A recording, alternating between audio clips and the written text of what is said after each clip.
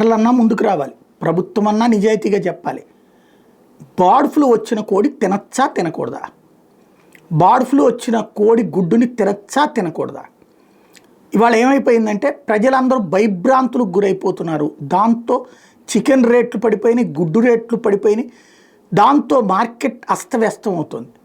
సరే, ఈ కోళ్ల పెంపకందారులు, గుడ్లకి సంబంధించినటువంటి ఎగుమతిదారుల సంఘాలు చాలా స్ట్రాంగ్, కోట్ల వ్యాపారాలు చేసేవాళ్ళు కాబట్టి వీళ్ళు పేపర్లలో వార్తలు అనుకూలంగా రాయించుకుంటున్నారు, అడ్వర్టైజ్మెంట్ ఇచ్చుకుంటున్నారు. మీకేం ప్రాబ్లం లేదు, తినేయచ్చు, దీంతో చచ్చిపోరు అన్నట్టు. చచ్చిపోరు సరే, అనారోగ్యం పాలు కాకుండా ఉంటారా? బర్డ్ ఫ్లూ వచ్చిన కోడి ప్రజలకు ఎలా తెలుస్తుంది? లేదా ఒక వ్యాపారస్తుడికి ఎలా తెలుస్తుంది తన దగ్గర ఉన్నటువంటి కోడికి బర్డ్ ఫ్లూ ఉందా లేదా అన్నటువంటిది? ఒక వ్యాపారస్తుడు తెలుసుకోగలడా?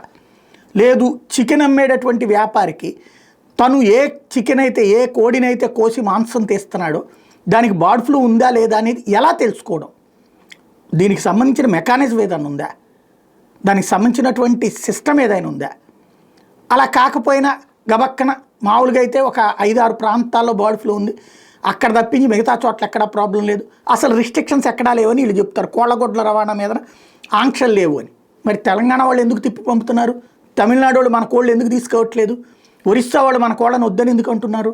అంటే ఇక్కడ కోళ్ళు వెళ్తే అక్కడికి కూడా చచ్చిపోతాయని. కాబట్టి పై ప్రకటనలు కాకుండా నిజాయితీతో ఆలోచించండి, స్పష్టతనివ్వండి ప్రజలకి.